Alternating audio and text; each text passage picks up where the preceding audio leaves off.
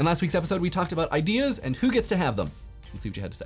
Therealquade, yes, that is, yes, absolutely. Please do. Please go and make your own idea channel, and if you need help, get at me on Twitter, on Instagram, shoot me an email.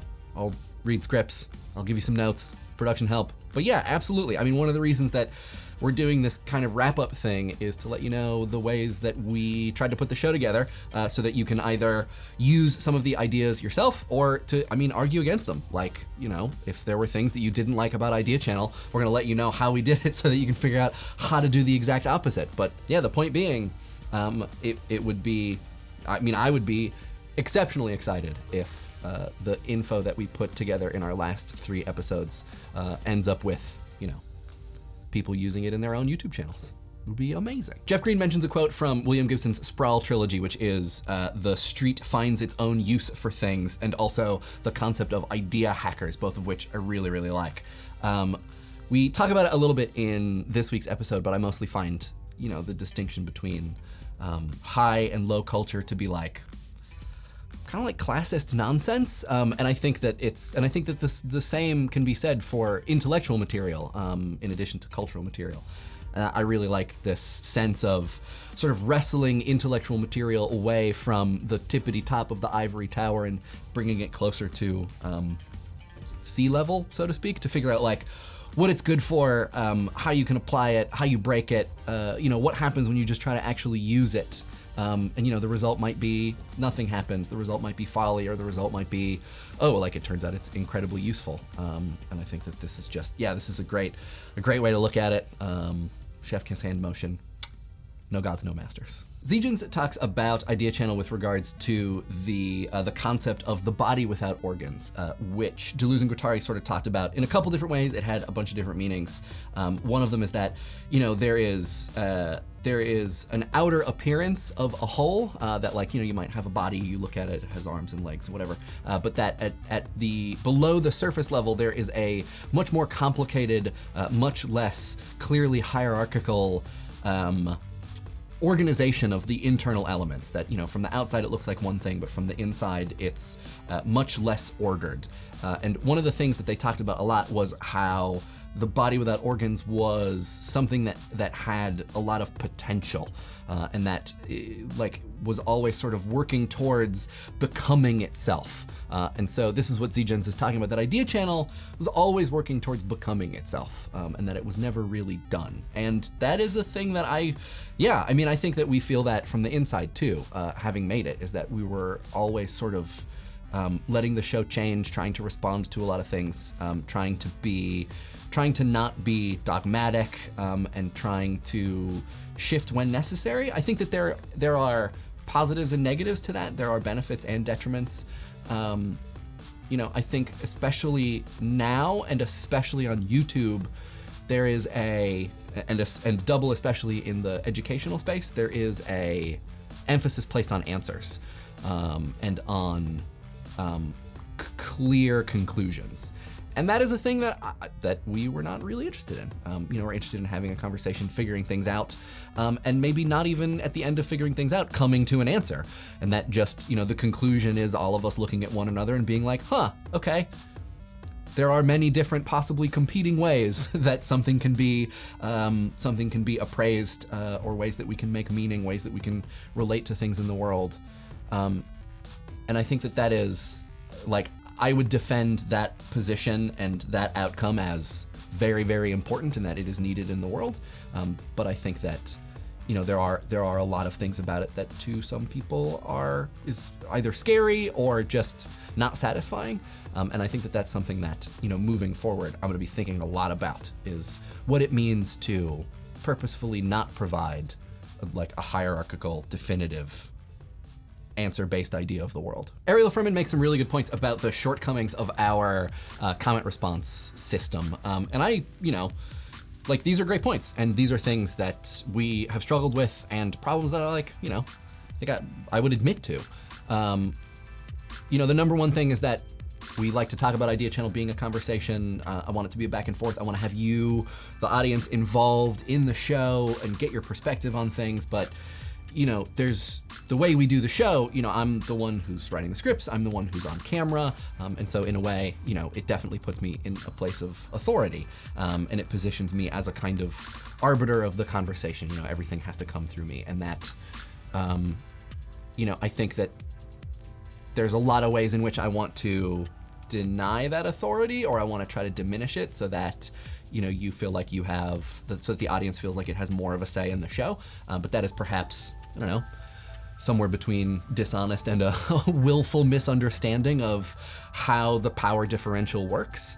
I also think that, we want to talk about idea channels and back and forth as a discussion, but that is a relatively short back and forth, given the way that we do things, that, you have to write a comment within a week. I respond to a very small number of them in a video, and then the conversation is done, with the exception of when we do furthermore videos. And that is not necessarily the depth of back and forth that would be ideal. What I will say is this, is that I think that is ameliorated by the fact that idea channel videos travel, and that they inspire conversations in places beyond YouTube. We're really, really lucky in that a lot of idea channel videos get used in classrooms. They get used in instruction materials. They find their ways, into the world where they inspire conversation. And the conversations also happen outside of my involvement. That we're really, really lucky, and I'm so proud that we've built something that inspires people to talk to one another and kind of just ignore me. And that I've come to think of the comment response videos as a way to indicate that people are having conversations, but that the comment response video is not the conversation. It is not the thing, because it does have all those problems. And so, I think that moving forward, the next things that I work on, these are, if not problems to solve, then they are outcomes worth thinking about. It's like, how do you make something where you can have a real, whatever that means, conversation, also whatever that means, around a piece of media on the internet? We'll see. Tenebris Scarrow wants to know how exactly it is you go about using an idea as opposed to building on it. And there are two different ways that I think about this. The first is a lot of thought is put together in service of other thought, and also in the expectation that it itself will be used by further thought. So, there's kind of like this house of cards, you do philosophy in order to use philosophy so that your philosophy will then be used by later philosophy. And I think that there is a sense in which that is not using those things, that is building upon those things. And so, by taking those thoughts, taking this intellectual material out of that structure, and maybe even taking it out of context, you may be able to find a way, like we said a couple minutes ago, to use it on the street as opposed to in the ivory tower, that you take it out of the place that it's meant for or expected to be used, or expected to be built upon, and you use it. The second way that I like to think about this is through a process that you might call productive misreading, which is where you just pay attention to what the things that you're reading or watching or looking into make you think of, what associations you can make through them that maybe are not necessarily intended by the person who has put them together, what you can do by not intentionally misunderstanding a text, but by just trying to pull out of it whatever you can. And I think that there is a fine line to walk to make sure that you're not doing a bad faith reading, but there is a point of, I think, intellectual creativity that exists before you get to bad faith, where you can productively misread and use a text in that way, as opposed to building upon it. Carly Friesen is a teacher who is looking to engage her students in both the use of concepts and having a wider communication, and asks whether or not everybody thinks that the process of blogging is an interesting way to do that, or whether or not there is something particular about the YouTube format that allows engagement or conversation or something. And Carly, I have it's kind of half an answer to your question, but maybe we'll get to a full answer. One of the things that I think about a lot with regards to Idea Channel is, I think it was Derrida, but I don't actually remember. And I can't tell you what essays it's from, but there's a point at which he talks about this idea that we have to do philosophy, we have to do theory with text. And that there's a point at which we decided the way to communicate knowledge, the way to have difficult thoughts is by writing letters on a piece of paper and then reading those. And that's the way that we do this work. And then he questions why that's the case. Why is it that we have to do this kind of work, or it feels like we have to do this kind of work through this medium? And one of the things that was always sticking in the back of my mind with Idea Channel was whether or not you could actually do philosophy or theory, you could do this important work, this like high concept thinking in video.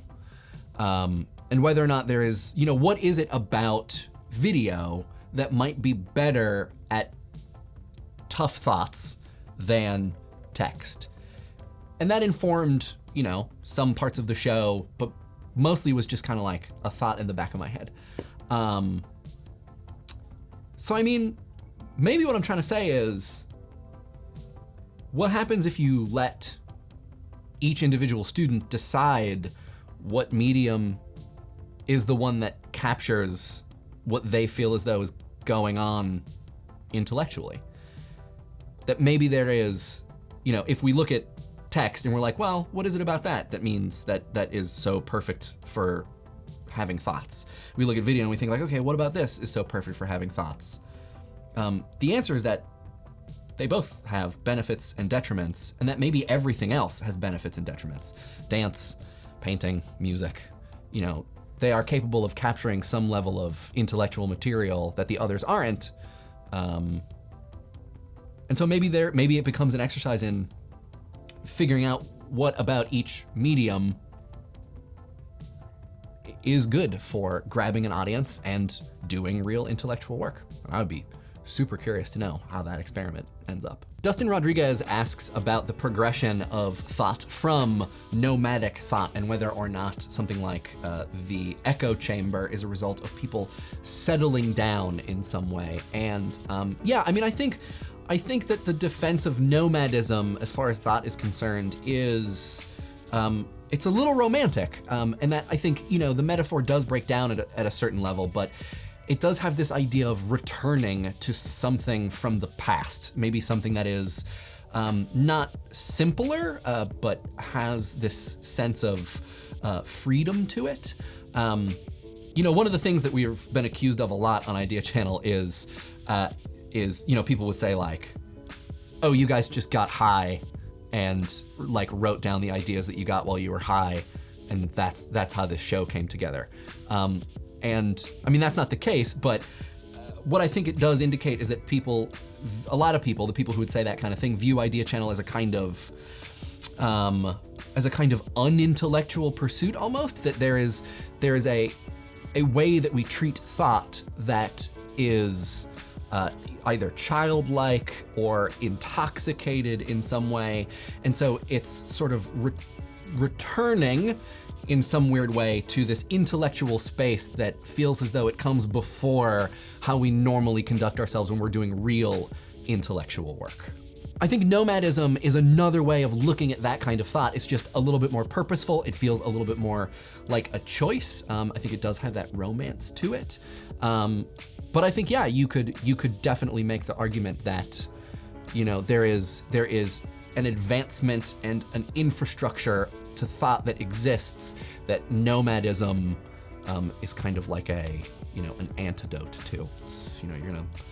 You're gonna jump on another train of thought with your bindle, and you're gonna ride the countryside. Also, for the record, I haven't smoked weed in like 15 years. Not that it matters, but. And finally, on the subreddit, Mortals puts together a really great comment about what it's like to have ideas. There was a lot of conversation in the comments about, we talk about what ideas are and who gets to have them, but we don't actually talk about, how you have an idea, what it means to have ideas, just, who's allowed to do that. And, like I mentioned, this is something that so many philosophers have talked about. There's an endless conversation to be had. But I think on a practical level, as far as making the show is concerned, as far as being someone who's engaged in this kind of work, I think Mortals hits on it, that it's, you can't really force yourself, but you can expect that it will happen if you put together the right situation. And for me at least, and I think for a lot of other people who do knowledge work, the right situation is just being an active participant in the world, consuming a lot, reading a lot, writing a lot, talking to people. Zach Wiener, who does Saturday Morning Breakfast Cereal, said something that I think about a lot, which is that there's no such thing as writer's block. There's just insufficient input. And I think that is absolutely true. That, having ideas and being creative is not a matter of inspiration. It's not a matter of just waiting for things to happen. It's a matter of getting to work. And the work is simultaneously consuming things and producing things. If you do it enough, stuff hits off.